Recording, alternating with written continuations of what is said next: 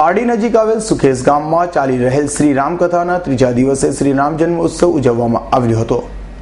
અહીં સુકેશ રામપુર ગામમાં આવેલ નાગેશ્વર મહાદેવ મંદિરના પરાંગણમાં વહેલી સવારે 11 કલાકે પૂજ્ય પ્રફુલભાઈ શુક્લે ત્રીજા દિવસે એટલે કે આજે શ્રી રામકથાનો પ્રારંભ કર્યો હતો। તેઓએ ભગવાન શ્રી હરિ વિષ્ણુને રાજા મનુ અને રાણી શત્રુપાને આપેલ વરદાનનો મહિમા સમજાવ્યો હતો કે ભગવાન પોતે શ્રી રામના રૂપે એમના પુત્ર સ્વરૂપે પ્રગટ થવા વરદાન આપતા હતા અને બીજા જન્મમાં જો પુણ્ય આત્માઓ રાજા દશરથ અને રાણી કૌશલ્યા બન્યા હતા અને એમના ઘરે ભગવાન શ્રી રામનો જન્મ થયો હતો। આજે ભગવાન શ્રી રામનો જન્મનો ઉત્સવ મનાવવામાં આવ્યો હતો।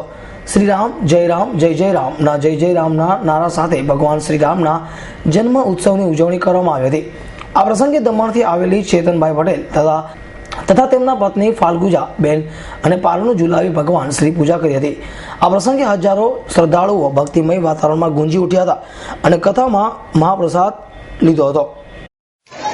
પારડી તાલુકાના સુકેશ ગામે રામપુરની અંદર નાગેશ્વર ધામની અંદર પંપા સરોવરની કિનારે રામકથા ચાલી રહી છે। શિવ પરિવારના ભાઈ બહેનો દ્વારા જ્યારે આ કથાનું આયોજન થયું છે, ખરેખર શિવરાત્રિના દિવસો નજીક આવી રહ્યા છે અને એવા પાવન દિવસોમાં શિવની રાત્રિઓ શરૂ થઈ ચૂકી છે।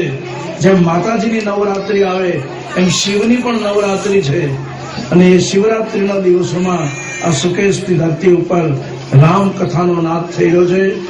ખાલી સુકેશ જ નહીં પણ આજુબાજુના 15 થી 20 ગામોના માણસોનો સમૂહ અહીંયા કથા શ્રવણ કરી રહ્યો છે। અમૃત પટેલ, S9 ન્યૂઝ, પારડી।